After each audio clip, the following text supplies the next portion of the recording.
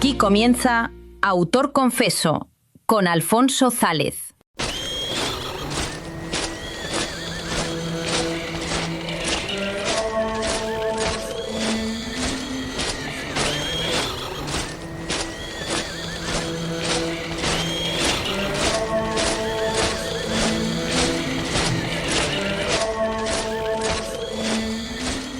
Bienvenidos a Autor Confeso. Como habéis oído en la sintonía, este programa lo presenta Alfonso Zález, pero por una circunstancia absolutamente clara que vais a entender a la primera, hoy me ha tocado a mí cubrir su espacio y su silla, pero es solo un accidente, no va a volver a ocurrir. Bien, hoy tenemos a un personaje, como os digo, que hoy sí es personaje, hoy no es conductor del programa, y voy a contaros un poquito algunas cositas sobre él que me parecen interesantes para ponernos primero en situación. A sus poco más de 40 años, Alfonso Zález, en el DNI González, todavía se ata las zapatillas empezando por el nudo final, justo como le recriminaba a su padre. Nacido en León, con una tendencia incurable a buscar curvas en los caminos rectos y a redactar tareas escolares empezando por la última página, ese leonés ha decidido que el orden de los factores sí altera el producto, y generalmente para bien. Su última excentricidad cronológica ha sido debutar en la literatura con una novela que en su título lleva precisamente El último destino, Rastro de sangre. Compaginar la rigidez del uniforme de la Guardia Civil con la libertad absoluta de la página en blanco solo es posible gracias a una disciplina férrea, una autocrítica implacable y una sana obsesión por la mejora continua. En una época en la que el mundo exige respuestas rápidas y líneas rectas, Zález se sienta a conversar sobre su ópera prima, el peso de su propia autoexigencia y la imperiosa necesidad personal de seguir llevando la contraria al sentido común, ese que es el menos común entre todos los humanos. Alfonso Zález, bienvenido a tu casa. Muchas gracias. La verdad es que, bueno, hoy me confieso yo. Tengo que decir que se siente uno muy pequeño después de esta presentación, ¿eh? Bueno, ten cuidado, no vaya a ser que salgas de aquí sangrando como sale mucha gente. Puede ser. Intentaré defenderme, ¿eh? Pero hay que poner en situación a la gente y hoy tu rol nos lo hemos intercambiado. Yo no soy escritor para nada, desde luego, ni intento serlo. Me gusta ver a la gente cómo desarrolla sus habilidades y el caso de Alfonso pues es evidente, ¿no? Es el conductor del programa de esta casa que tiene que ver con la cultura y la literatura, y además pues va a estar en la Feria de la Vecilla de este mes de julio y por lo tanto tiene merecidamente su asiento ganado para presentar esta ópera prima de la que estábamos hablando. Alfonso, para alguien que odia las líneas rectas, si el ascensor en el que vas se avería y solo tienes un minuto antes de que llegue el técnico, ¿cómo le explicarías a tu compañero circunstancial de ascensor qué demonios es El último destino, Rastro de sangre, sin que piense que eres un peligro público? Bueno, igual es un poco difícil, pero bueno, yo empezaría de la siguiente manera. Le diría, oye, mira, esto me recuerda a una escena. Es que soy escritor, ¿vale? Y estoy escribiendo un libro de... No me des miedo, ¿eh? Ya sabes que no tienes que dar miedo. Ya, no tengo que dar miedo, pero bueno, el contexto es muy bueno para dar miedo. Y mi libro también tiene tintes de terror. Entonces, bueno...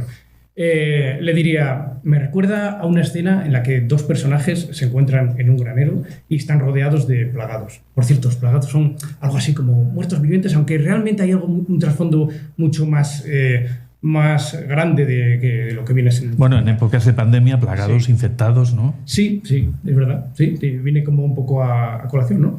Y empezaría abordándolo por ahí. Y luego ya, bueno, pues le diría, mira, mucha gente me ha dicho que el libro mío es como si El Señor de los Anillos y Juego de Tronos hubieran tenido un hijo. Pero realmente, mira, las comparaciones acaban ahí. Porque lo que viene detrás es algo mucho más reflexivo, ¿vale? Que es un poco el sentido de la vida, y ya empezaría a meterle un poco de contexto por ahí. El proyecto que tenemos con la vida, ¿no? Que al final hay que reconciliarse un poco con la muerte. Yo creo que si llego aquí, ya el tío ya estaría bastante asustado, yo creo, ¿no? Cuando le sacaría que hay que reconciliarse con la muerte, porque a lo mejor él me diría, oye, no iremos a morir aquí, ¿no? Entonces, pues... pero bueno, es una circunstancia. Sí, es una circunstancia. ¿Te has quedado atrapado alguna vez en un ascensor? No me he quedado atrapado. Por suerte, no se me ha dado esa sensación. Es una sensación... Sí. Yo creo que lo llevaría bien. ¿Sabes por qué lo llevaría bien? Porque yo cogería el móvil y me vendrían escenas a la cabeza. Entonces, hasta que se me acabara el aire, yo iría a lo mío, yo escribiendo, y seguro que se me ocurren cosas. Es bueno no pensar en que, No que se te acabe el aire, desde luego. Oye, tu padre decía que hacías todo al revés. Sí. ¿La idea de que esta novela surgiera también por el final, o tal vez la empezaste de forma milagrosamente convencional por la primera página? Pues no sabría decir. Bueno, a ver, a mí se me ocurrió una historia completamente distinta. No iba a ser de fantasía. A mí me gusta mucho el terror y la fantasía. Y en un primer momento iba a ser una historia posapocalíptica ambientada en nuestro mundo actual, en el que, bueno, pues habría... sí, vale, aquí ya iba yo a los típicos zombies y tal. Pero bueno, cuando me empieza a surgir la idea y me voy a sentar al ordenador, me doy cuenta que estaba muy limitado, porque yo lo que quería explicar era algo demasiado amplio y iba a estar muy limitado a lo que es el terror y a lo que iba a dar de sí esa historia. Me di cuenta que necesitaba la fantasía, que es otro género que me encanta. ¿Por qué? Porque yo necesitaba poner en extremo conceptos como viene siendo la inmortalidad y también la amnesia, o sea, la pérdida de memoria, que es lo que le pasa al personaje principal. Es un inmortal que no recuerda su pasado y deambula por el mundo de alguna manera en busca de respuestas que no comprende, ¿no? Pero claro, entonces la inmortalidad se aborda desde un punto de vista que no es idílico. Porque es cierto, no es idílico. O sea, estamos diciendo, joder, que aquí no se quiere morir nadie. Nunca. Nadie se quiere morir. Es lógico, yo primero, yo no me quiero morir. Pero un poco deberíamos reconciliarnos con ese concepto. Porque al final la inmortalidad lo que te está diciendo es que la vida va a carecer de sentido si eres inmortal. Te pongo un ejemplo. ¿Leerías un libro infinito? ¿O verías una película infinita que nunca terminase? Hombre, si la trama es interesante, llegas hasta un punto. Pero luego a partir de ahí todo se desmorona. Porque lo que da sentido a todo eso es un final. De hecho, juzgamos las películas y todo lo que hacemos al final en la vida por el final. El final ha sido este. Y acorde a ese final, juzgamos todo lo que hay atrás. La vida funciona de la misma manera. Pero ¿qué pasa cuando se rompe? O sea, este hombre, que es inmortal, que es mercenario, dice, bueno, yo me veo aquí un poco que no pinto nada. Aquí todo el mundo va, viene, generaciones, la gente tiene proyectos al final, porque su vida se termina. Entonces tiene proyectos. Dice, la vida merece la pena ser vivida cuando tú vas a dejar algo atrás. Vas a dejar algo para alguien, o mejor, un mundo mejor. Él no tiene esa posibilidad. Entonces, la imagen inicial que te genera toda esta historia, ¿qué fue? ¿Inspiración poética o el resultado de una guardia chunga? No, yo es que soy un poco filósofo, ¿vale? Entonces yo me como mucho la cabeza con estos temas y que al final yo creo que es todos los problemas que tenemos, yo creo, en la vida o las discusiones y demás, es porque en el fondo carecemos de un sentido, ¿no? Por ejemplo, tú en el estado más feliz de tu vida, o sea, recuerda lo que sea, serías incapaz de hacer daño a nadie. Pero yo por mi trabajo también lo veo, todas esas personas que se sienten vacías o que no tienen proyecto o que no están construyendo algo, se hacen primero daño a sí mismas y luego daño un poco a los demás, ¿no? Entonces, ese sentido de vida, ese proyecto y tal, es lo que me ha venido a mí. ¿Cómo puedo explicar yo esto? Pero a través de lo que me gusta también, que es la aventura y la épica. Y entonces pues apareció El último destino. Claro. Entonces, ¿cuántos años le has robado al sueño y a tu vida convencional para crear este mundo paralelo desde los cimientos? Yo he tardado en escribirlo 15 años, pero vamos a matizarlo porque yo no estuve cada día de esos 15 años sentado, una palabra, me iba, no. Yo empiezo a escribirlo y bueno, me surge, pues lo que digo, esa historia, esa trama, ¿no? De que hay una guerra, hay razas, hay épica, y digo, esto está muy bien. Pero me faltaba el núcleo emocional. El núcleo emocional, sí, tenía la idea de lo que explicaba antes sobre el tema de la inmortalidad, el proyecto de vida, todo eso está muy bien. Pero me faltaba, al libro le faltaba el núcleo. Entonces, ¿qué pasa? Que yo por aquel entonces no lo tenía. Entonces dejo de escribirlo y durante esos 15 años me van veniendo escenas del propio libro donde yo las iba apuntando, escenas más bien épicas o diálogos y los iba apuntando. Cuando soy padre y me doy cuenta de verdad que, bueno, que al final esto de la vida pues ya no depende de mí. O sea, no va de mí, va de ellos, ¿no? Entonces ahí me surge el concepto de legado como tal. Y es cuando retomo el libro. Retomo el libro de nuevo con ese concepto y era como la pieza faltante que yo necesitaba para poder explicar toda la trama. De hecho, en el primer libro se ve un poco menos, porque esto, como es un concepto muy grande, se va a ver a través de la saga. El tema o el núcleo es la paternidad. Bueno, ahora lo has dicho. Sí. Esto es una saga. Sí, es una saga, sí. Es una saga. De hecho, cuando yo retomo el libro, escribo los 2 primeros tomos como uno. Para mí era uno. Pero bueno, yo escribí los 2. ¿Qué pasa? Que después, cuando yo salgo al mundo editorial, bueno, lo autopublico, pero trabajo con editoriales de autopublicación, ellos me aconsejan que a ver, que es muy extenso, pues son 250.000 palabras. Es cierto que el género lo aguanta, vamos a decir, entre comillas, porque suelen ser libros o del Señor de los Anillos, libros, pero yo no soy R.R. Martin, me dijeron. Entonces, de momento. Bueno, de momento, vamos a pensar así. Y me dijeron, deberías dividirlo. Entonces, ¿qué hice? Bueno, pues he oído cocina, lo divido y entonces, pues, publico el primer libro, pero es verdad que el segundo ya está terminado. No lo puedo publicar ya porque si no solaparía el estreno de este. Pero bueno, que terminado está. Háblame de Jensen. ¿Por qué nos debería importar la suerte de este individuo? Porque, bueno, se empatiza con él, ¿vale? Es verdad que hay... el libro tiene muchos personajes y es cierto que cuando la gente termina de leer el libro siempre hago la misma pregunta. ¿Cuál es el personaje con el que empatizas o el que más te ha gustado? Nadie coincide. Todo el mundo me dice uno. O sea, que empatiza con uno, pero en el número 2 siempre está él, siempre está Jensen. Eso quiere decir algo, o en el 1 o en el 2. O sea, Jensen no deja indiferente a nadie totalmente. Luego tú ves que es un personaje atormentado, ¿no? Que pues lleva viviendo. Él piensa que son 500 años, lleva viviendo y claro, no recuerda quién es y está buscando continuamente 2 cosas. O la respuesta o terminar ya con su vida porque es un sufrimiento. De hecho, él contempla la muerte de los demás como con envidia, ¿no? También decir, joder, este se vaya y yo me quedo aquí con todo este tinglado. Precisamente ahí cuando estás diciendo que Jensen es capaz de no recordar lo que cenó en la noche anterior, ¿esto es una metáfora de la condición humana o una venganza personal contra personajes que tienen exceso de autoestima? Bueno, hay que decir que Jensen no pierde la memoria. No está continuamente... Él no se despierta y dice, no sé qué soy, no sé qué hice ayer. No es eso. Es que no recuerda realmente su pasado.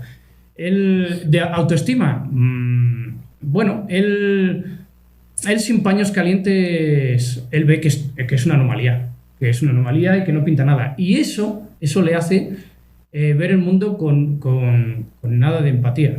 Él no tiene empatía por los demás. De hecho, lo que tiene es envidia. Porque los demás se van a ir y él se va a quedar aquí. Y les mira diciendo, joder, esta gente lo pasan hasta bien. En momentos saben que su vida va a terminar y se dan el lujo de ser felices, de estar bien. Y yo, que la mía no, de verdad, no va a terminar jamás, no tengo ni un momento de paz, ni uno. Y ahí viene un poco pues que el lector empatice con el personaje. Bueno, aquí has creado un mundo de fantasía, pero yo creo que, y corrígeme si me equivoco, que estás contando miserias, auténticas miserias humanas. ¿Cuáles son esas miserias que quieres sacar a relucir? Bueno, a ver, yo pienso que el mundo no va de blancos y de negros. Yo creo que el mundo son grises, ¿no? Todos son tonos de grises. Y los personajes que no son puros son personajes realistas. Porque al final todos llevamos luz y llevamos oscuridad dentro. Porque es así. ¿Dónde está lo interesante? Tú si pones... Mira, te voy a contar un poco la metáfora de Superman, ¿no? ¿Qué le pasa a Superman? A todos los amantes de Superman que no me odien, por favor.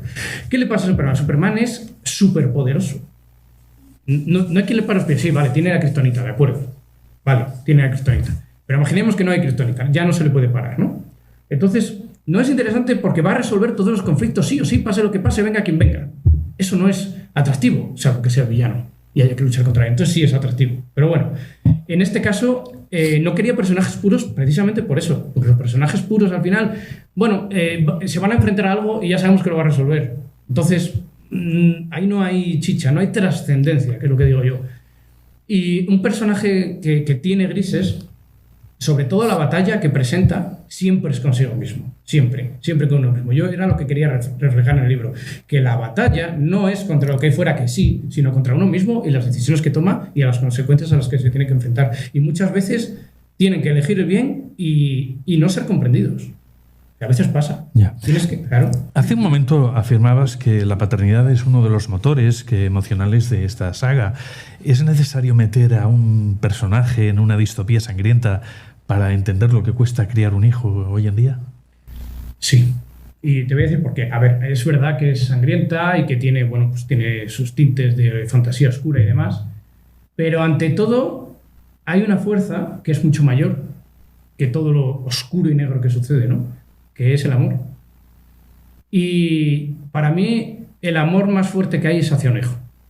Nada se le compara. De hecho, es una de las causas con las que más puedes pasar de tu propia vida, con tal de que tu hijo sea plena, o sea buena, o sea feliz, o prefiero que me pase a mí antes de que le pase a mi hijo. Y bajo ese concepto, ¿qué es capaz de hacer una persona? Con tal de salvar a su hijo, o incluso honrar su memoria.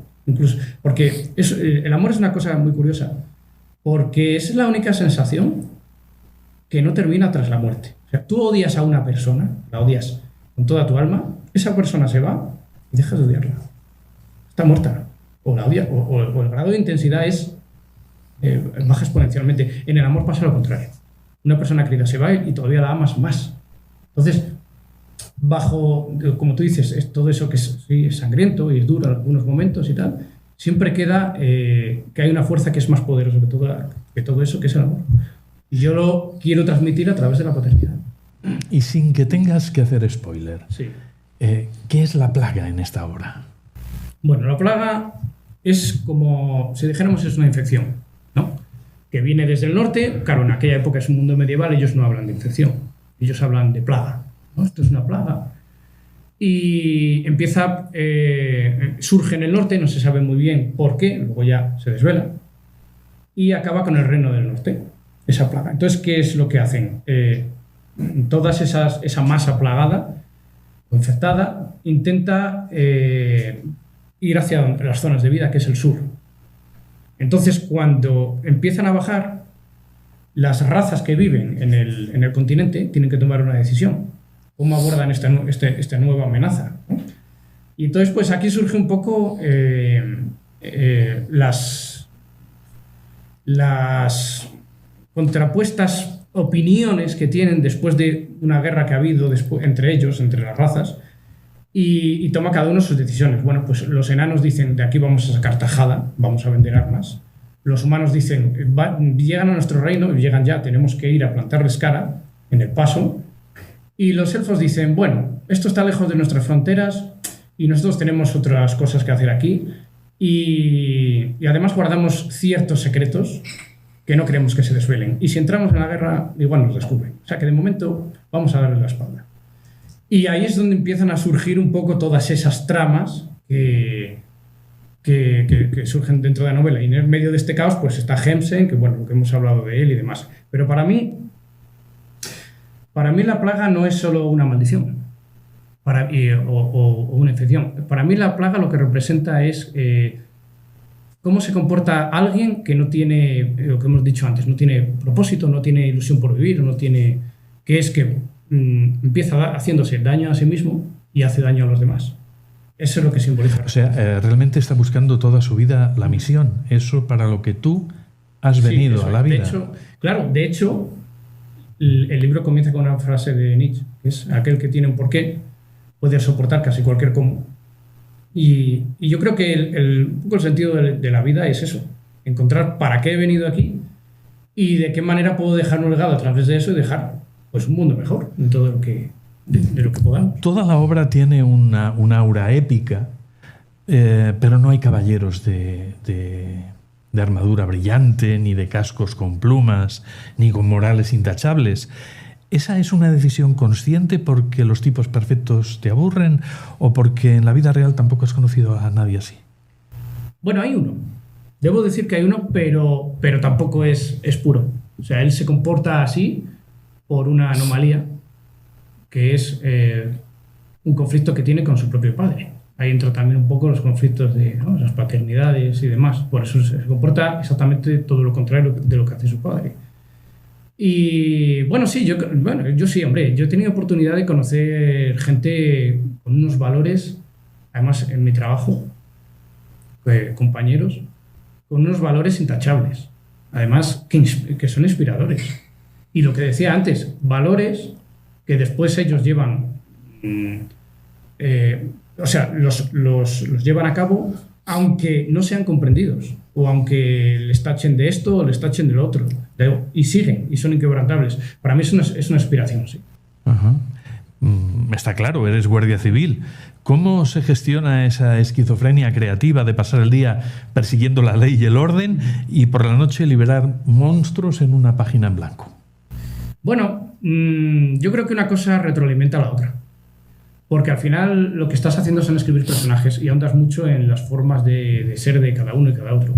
En mi trabajo les observo cómo se comportan unos y otros, y luego cuando me voy a esa página en blanco, escribo sobre lo que he visto, reflexiono y llego a conclusiones. Entonces una cosa retroalimenta a la otra, sí. Bueno, esto lo voy a decir un poco porque va más allá de la obra, ¿no? Pero con lo perfeccionista y autocrítico que eres, ¿qué te ha enseñado este proyecto sobre ti mismo que no supieras ya? ¿Te has puesto una nota muy baja en este proceso? He tenido de todo. Yo he luchado mucho contra la síndrome del impostor, que todo el que escriba sabe de lo que estoy hablando, que a lo mejor un día dices, ¡buah! He escrito aquí, esto va a ser un pelotazo. Y al día siguiente dices, madre mía, Dios, ¿esto no lo puedo sacar? O sea, además es la misma página. Entonces, es una constante lucha contra uno mismo, que es lo que decíamos antes. ¿Y qué he descubierto?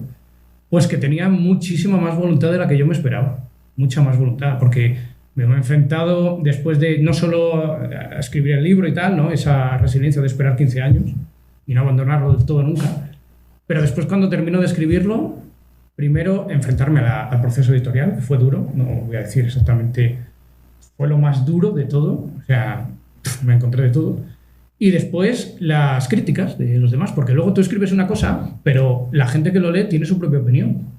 Entonces, me he tenido que enfrentar a todo eso y la verdad es que lo he llevado muy bien. Y me he llevado más cosas buenas que malas. Claro. Y entonces, por lo tanto, ¿cuántas veces has estado ahí a punto de lanzarlo todo a la papelera de reciclaje y dar el caso por cerrado?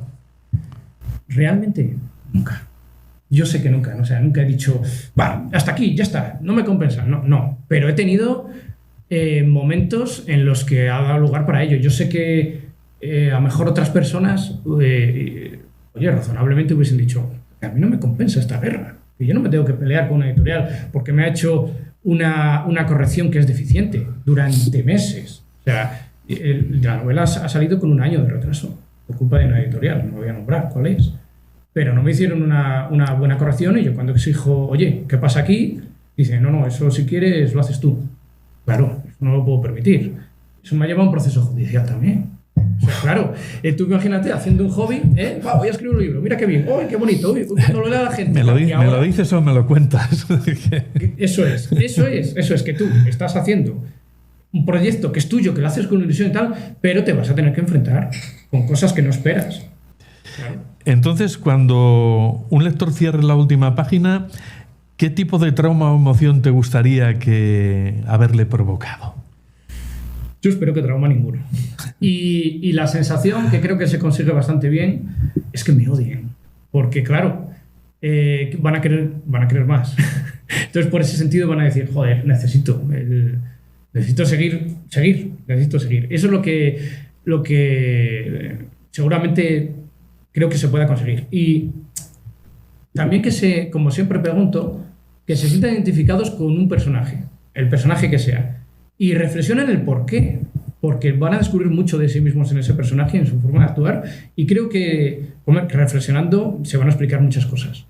de sí mismos. Imagínate que estás viendo un lector potencial frente a en una librería, mirando tu libro y dudando si le va a dar la oportunidad a un autor novel, como es el caso, ¿no? ¿Qué argumento le darías tú para que pase por caja sin parecer que lo estás interrogando?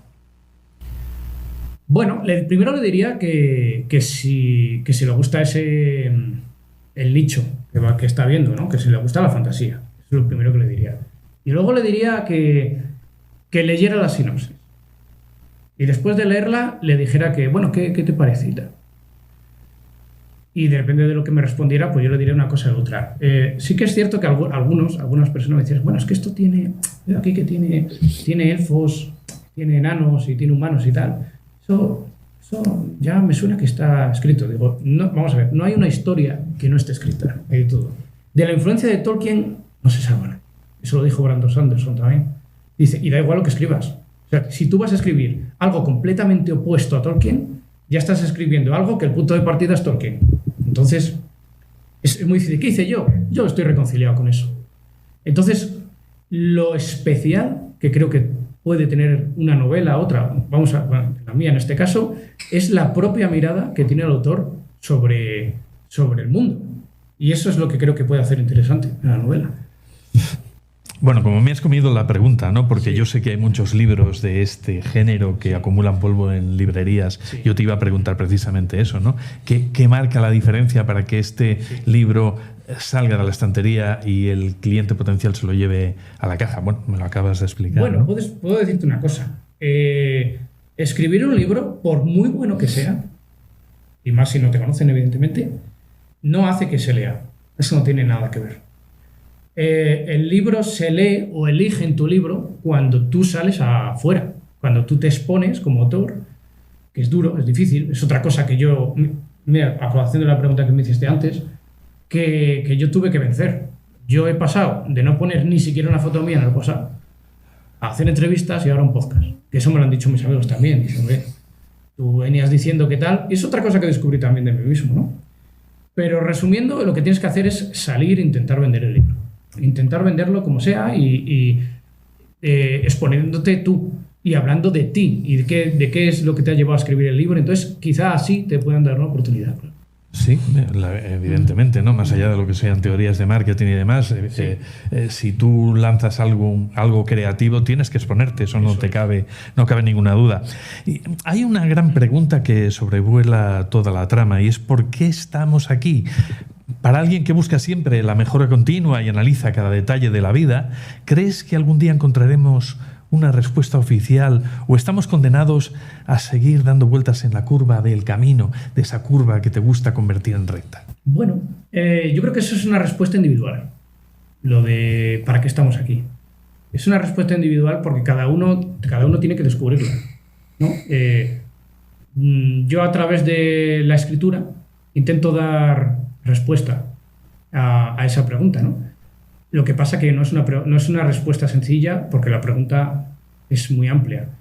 Y creo que 4 tomos igual hasta se queden cortos para poder explicarla, ¿no? Pero bueno, al final lo que digo es que tiene que ser una respuesta primero individual. Y luego, que una vez hallada, te asegures que esa respuesta que te estás dando tú, o ese por qué o ese para qué, beneficia a alguien más. Si beneficia a los que tienes al lado o los que tienes cerca, vas a dejar un buen legado. Y al final, dejar un mundo mejor, yo creo que es el objetivo final. Dejar un buen legado. Eso es lo que intento yo explicar con la novela. Bueno, antes de irnos, permíteme que le pida un baile a tu ego. No me digas que no. Bueno, venga, vamos allá. A bailar. Además me encanta a mí darle al ego, sí. ¿Cómo cuánto te gustaría que una nueva temporada de Juego de Tronos contara la historia de Hemsen? Hombre, a ver, yo creo que eso es lo que aspiramos todos. Pero ¿desde qué punto me causaría satisfacción? ¿Desde qué punto es decir, ¡guau! Mira lo que hice. ¡Guau! Mira, ahí está. Están dando en la tele ahora y tal. O esto es una oportunidad para dar difusión al mensaje que quiero transmitir con la saga. Yo creo que más la segunda, Más la segunda.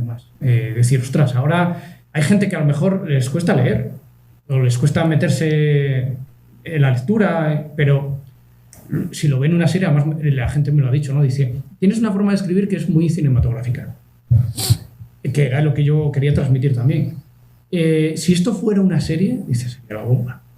Entonces, si llegase a tal cosa, hombre, pues me haría especialmente mucha ilusión, pero sobre todo intentaría que el mensaje que quiero dar se respetase, que a veces es difícil, porque ya hemos visto series y libros que no tienen muchas veces mucho que ver y demás, y el reto estaría ahí, intentar que se transmitiera lo que yo quiero transmitir a través de la fantasía. Yo muchas veces digo que esto es una filosofía emocional vestida de aventura y de épica. Entonces, meterte en este mundo es un poco un juego también de tronos, ¿no? sí. Tienes la pastilla roja, tienes la pastilla azul. Para un autor novel se puede morir de éxito, pero también es un reto que una vez has iniciado esta carrera, funcione mejor, funcione peor el primer libro, es darle continuidad al concepto estructural que tú como autor quieres dar. Entonces al final no está el libro, está el autor, que es lo que estamos haciendo, estamos exponiéndonos públicamente. Este mes de julio estarás en la Feria de la Avecilla, en la tercera edición de la Feria de la Avecilla. ¿Qué día estarás? ¿O estarás las 2 jornadas? Creo que voy a estar no lo sé seguro, pero creo que voy a estar el 18, que es el sábado. No puedo estar los 2 días porque justo me coinciden ahí unas vacaciones y tal. Porque claro, las vacaciones las planifiqué antes de que el libro saliera a la luz y luego pues todo este viaje, entonces estaré uno de los 2 días, seguramente el sábado, sí. Bueno, pues nada, tómate una de esas 2 pastillas para evitar el morir de éxito, si fuera el caso. Y si tenemos ese éxito que todos ansiamos y por el que luchamos, pues que sea así y que disfrutemos de ello. Y con esto cerramos el programa de hoy. Recuerden, en la próxima edición ya no estaré yo, estará Alfonso Zález. Muchas gracias.